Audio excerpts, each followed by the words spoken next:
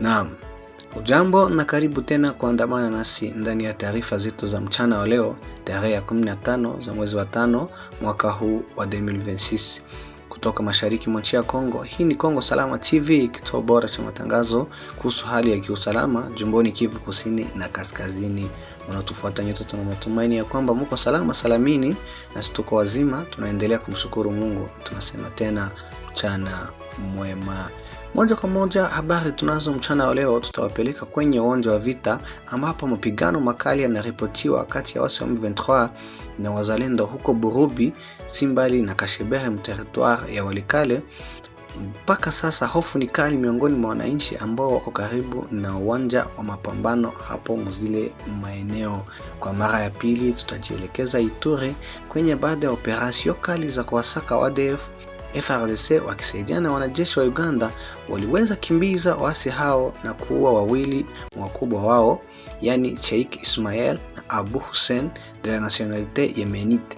Habari ni mingi sana, kwani AFC M23 kupitia porte-parole wa Lawrence Kanyuka wanaendelea lalamika mbele ya communauté internationale ya kwamba gouvernement inaendelea renforcer maposition zao ili waendeleshe operasyon zao za Minembwe, ingawa walikuwa musaselefe. Sio mbali na channel yetu ili tuongee mengi kuhusu hayo na kuambia habari za pande zote tangu asubuhi kwenye uwanja wa vita maeneo tofauti mashariki mwa nchi ya Kongo.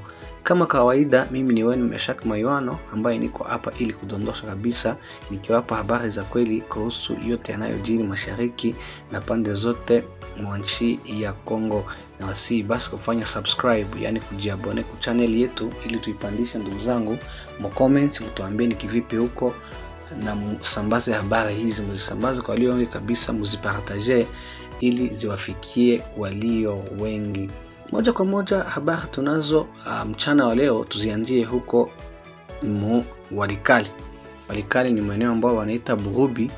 Nishaambia kabisa ya kwamba Simbali na Kashebehe ni katika kundi la Luberiki katika hilo eneo la Walikale.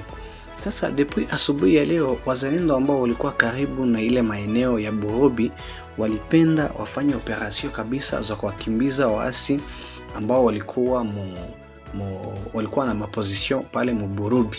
Walikuwa na maposition pale Burubi, ndio wakajiorganize kwanza. Depuis asubuhi walijiorganize wengi kabisa, wakakuja kwanza wakafanya maobservation ili wajue kabisa ya kwamba wale wanajeshi wa M23 wako tayari, waone ya kwamba deja wanaweza wakawaingilie ili wawatoshe mbio bila mapigano makali. Unajua wewe kama operation mmeipanga na wenzenu hawajue directement, inakuwa ni très simple.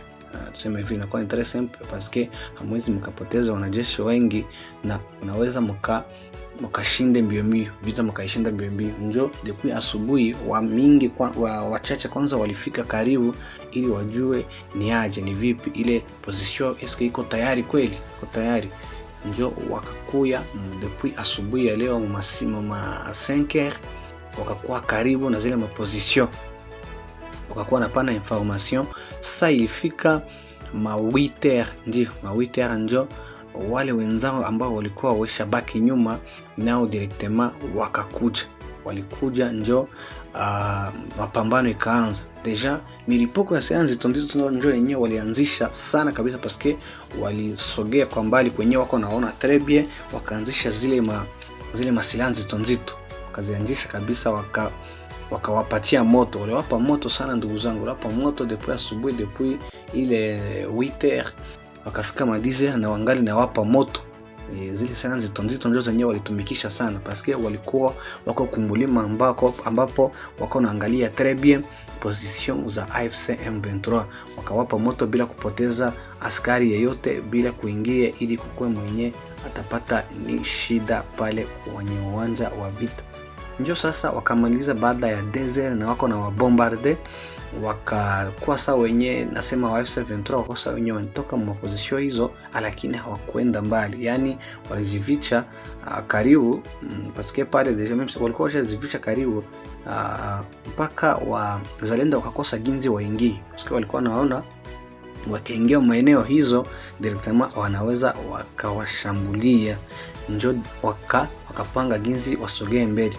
Nikukumbusha ya kwamba Burubi pale si mbali na Kashebere. Ndio maana watu wa Kashebere deja milipuko walikuwa wanaisikia très bien. Zile silaha nzito na nyepesi ambazo zilikuwa zikitumika huko, watu wa Kashebere walikuwa isikia kabisa 5 kwa 5 bila shida.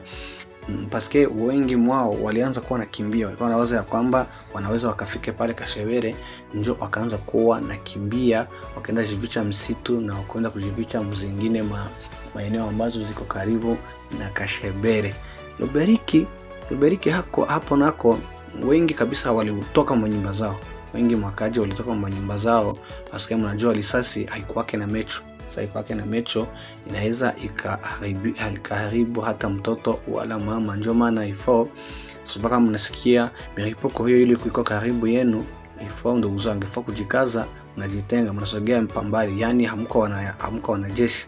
Kwa wanajeshi ifo mnasogea mbali paske mwanajeshi ndio mwanayoaka ginzi ajiviche risasi na anasikiaka kwenye linalilia directement, anajua kwenye atajivicha. Sasa shia wananchi unajua kaisikia unakimbiaka sawa na mbuzi ambayo imesikia tu nyuki. Ndio maana ifo kujivicha, unaenda jivicha ile masasi isikufikie.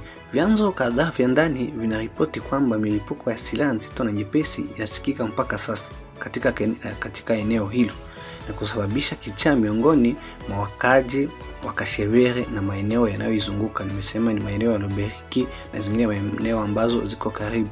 Kulingana na vyanzo hivyo, wazalendo walianzisha mashambulizi dhidi ya ngome za waasi huko Burubi ili kudhibiti barabara hii. Najua pale karibu huko barabara ambayo inakutanisha zingine maeneo na ni mpaka ipite pale kabisa mu Burubi. Ndio maana wazalendo walipenda waone kama watawashambulia ili wawatoshe karibu na ile barabara, wapate ginzi ya kuendelesha makazi kwa wananchi. Sikia ndugu zangu ya kwamba kumbe wazalendo hawana tena wakati ya kusimama. Tulisikia kwamba maeneo ya Ituri huko Lubero, unajua walikuwa na maoperation ambazo walikuwa wanafanya. Huko Mukalehe walifanya maoperation mingi. Mpaka sasa depuis wazalendo wafanye ile machaguzi ya kuchagua wakubwa yao, inaonekana problem mama. Unajua kile ambacho wako nakifanya, hawapendi kubakia maeneo ambazo ziko controle.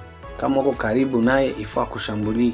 Ni leo atakuachilia ili apate ginzi ya pange strategy na mashambulizi ya kesho, hata kupatana wakati ya kuikala na ya kuanza panga wewe kabisa ginzi utamshambulia. Ndugu zangu, tuseme tena felicitation kwa wazalendo ambao wanaendelea kufanya zile maoperation kubwa kabisa, zile maoperation zenye nguvu zenye wako wanazifanya pande zote mwashi ya Kongo kwa mashariki. Ifo tunatambia wananchi, wanajeshi wa FARDC nao wajikaza wako wanapatia zile masilaha tu nzito waongezee nguvu. Paske mnajua hawana nguvu mingi. Nalomba sasa wanajeshi wakuu wa FARDC wapatie zile masilaha nzito, misaada ya silaha nzito ambao wako na bezo yazo, na wapatie kile ambacho wako na bezo yacho, yani ka motivation, yani madawa, yani chakula, kile vile vyote kabisa. Wanajeshi wa wazalendo wako na bezo yavyo ili waendeleshe hizi operation ambazo wananchi waliwatumako. Sikia kwamba huko Mwalikale hali mpaka sasa ni tete. Huenda tunaweza sikia mchana ya kwamba deja wazalendo wamelala mu eneo hiyo ya Burubi. Habari zetu ambazo tunaweza tutarudia huko Ituri kabisa, ambapo baada ya operation ambazo FARDC wakisaidiana na UPDF najua ni wale askari wa jeshi la Burundi ambazo walifanya huko Muituri depuis jana walizifanya operation na kusaka maeneo ambazo zilikuwa zimekaliwa na ADF. Depuis jana sasa walifanya zile operation, wakakuja polepole, wengi wakakuwa wakiingia ndani kule kwenye wanajua wanajivicha, paske mnajua ADF hawakuwake na maposition ambazo zinajulikana. Ni kufanya tu uchunguzi bien, mnatumikisha renseignement mingi ili mjue kwenye wanajivicha. Sasa ndio wenye wa FARDC wakisaidiana na wa Uganda walifanya, wale askari wa Uganda, paske wengi wanawajua suva na ndio wenyewe walipana mainformation sana kwa FARDC wakafanya operation hizo. Sasa depuis jana walikuwa wakizifanya usiku ya jana ya kuamkia asubuhi ya leo, ndio kabisa waliweza jua kwenye kuko maposition zao huko Muituri, ndio directement wakawashambulia. Naambia waliwashambulia vikali ndugu zangu, wakawakimbiza sana na wakaweza uwa wengi mwao, waliomo wakubwa kabisa. Kuliwa wakubwa ambao niliwaambia jina yulu, yani mmoja ni Sheikh Ismail na mwingine ni Abu Hussein. Wale ndio ambao walikuwa wamoja wakubwa ambao walikuwa wanazifanya operation hizo Muituri. Unajua depuis ya deja 3 semaines walikuwa wakiingia wakaaji, wanalunguza manyumba za population kabisa, wengine wanawateka nyara, wanawabeba. Kilikuwa ni vitu vya mbaya sana, walikuwa wanaua watu tunajua. Lakini kwa sasa inaonekana gouvernement ishashimama kabisa, haipendi tena sikia ADF na wanajeshi wa Uganda walikuwa wakisaidiana kabisa, walikuwa wakiwasaidia sana. Unasikia kwamba kumbe wakifanya zile operation hizo wanajikaza kabisa kwa kila siku omwe wala par semaine wanaingia muzile maeneo ambazo ADF wanajifichaka ndani, wanaweza wakawatosha paske si wakubwa. ADF si wakubwa sawa sana na FF23, si wala ambao wako na opposition kabisa zenye ziko na nguvu zenye tunajua. ADF hawako na opposition za kubwa, ni wale wako saa wizi tu, ni wale wa mwizi uko kuya uwa, wanaiba, wanaenda kula. Ifo sasa FARDC inaendelesha hizi maoperation, itakuwa ni mzuri kabisa, itakuwa ni mzuri wakamata na wengine. Kama washaua wawili wa viongozi wa ADF, kesho yake tunazisikia tena ingine information wakisema ya kwamba deja ADF wote ADF ni imekuwa histoire.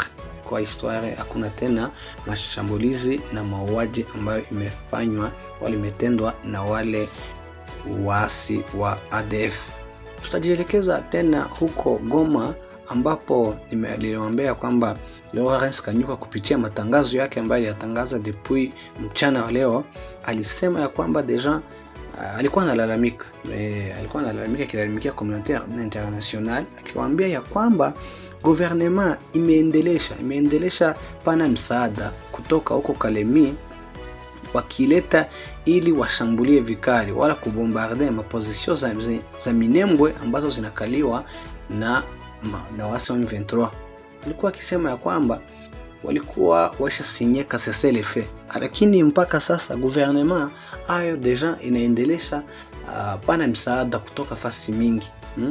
Ndio wenye alikuwa akisema juu ya nini wanaendelesha wanaongeza ile bombardement kupitia Sukhoi, kupitia madrone, kupitia zile masilanzi tunzito na japo deja wako cessez-le-feu.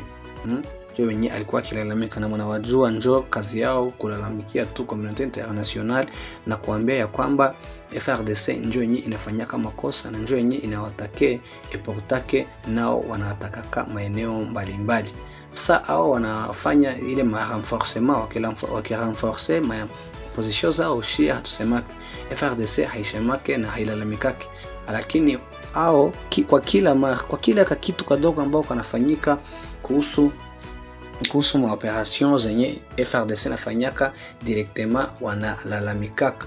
Na wengi walikuwa wakisema kwamba kama kumekuwa renforcement haiko shida, parce que renforcement haiko deja operation ambayo imefanyika, na FARDC wako na uhaki